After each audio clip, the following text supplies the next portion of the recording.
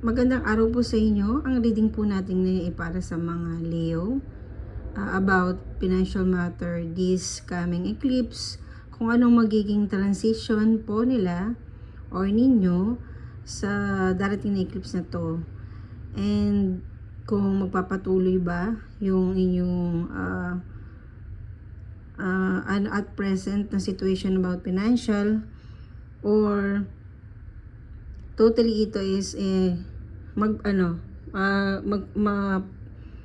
papalitan o sabihin natin na mag-iiba ang takbo nito pagkatapos ng eclipse. And magbubuna tayo ng isang angel message for more guidance at tingnan pa natin kung ano yung ibang messages pa rin ibibigay sa atin ng ating card ngayon.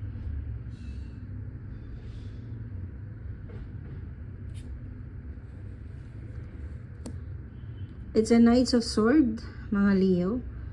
So at the moment, ang yung financial matter ngayon is medyo hindi ka ganun hindi mo sinisecured. Kumbaga, ang pera sa iyo ngayon at the moment is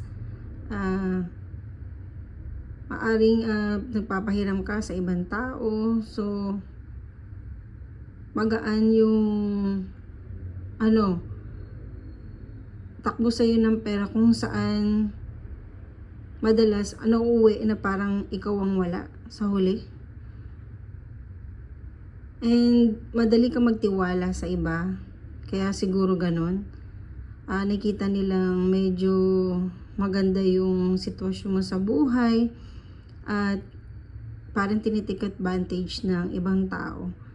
And ang nangyayari is yun nga, nagkakaroon ng time na parang ikaw yung nagiging talo.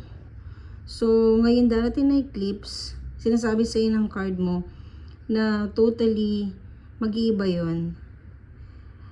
Ito yung time na isi-secured mo na kung anong meron ka. And kung merong iba man tao na lalapit sa'yo, mas maganda siguro yung no muna sa ngayon, kasi mas kailangan mo nang isipin yung maging future mo.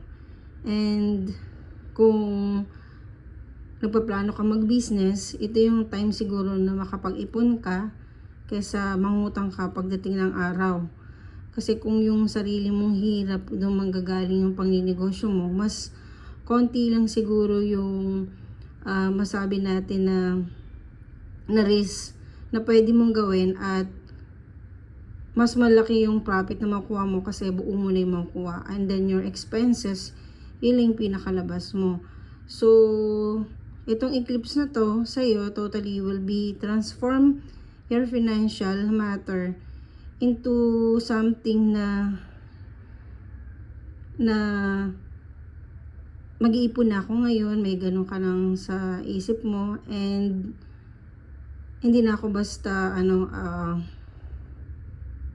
basta na lang magtitiwala kahit kanino. Kung balak mo magnegosyo, mas magandang sarili mo na lang na ideya at yung kung ano yung gusto mong gawin, doon ka siguro. And huwag ka muna maniniwala sa ibang sasabihin ng tao na mag-join kayo or mag-partner kayo sa isang negosyo. Mas maganda kung ikaw mismo lang, para mas konti yung hassle, at if ever magkaroon ng konting trouble, mas mabilis mo itong masusolusyonan dahil ikaw lahat ang naman ang nagdidesisyon, and makakagawa ka agad ng solusyon kapag ganon.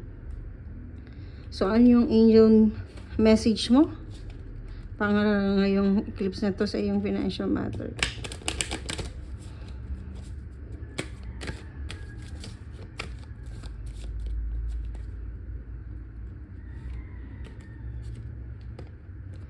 So, it's up to you.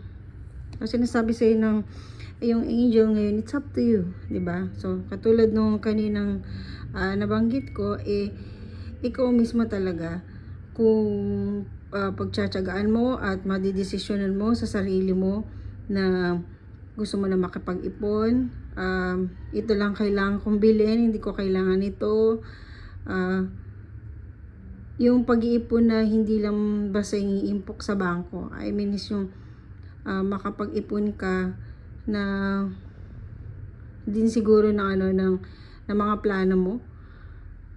Kung nagbabalak ka nga magnegosyo o naisipan mo sigurong pumunta sa ibang bansa, maganda kung sariling pera mo na lang din manggagaling sa iba.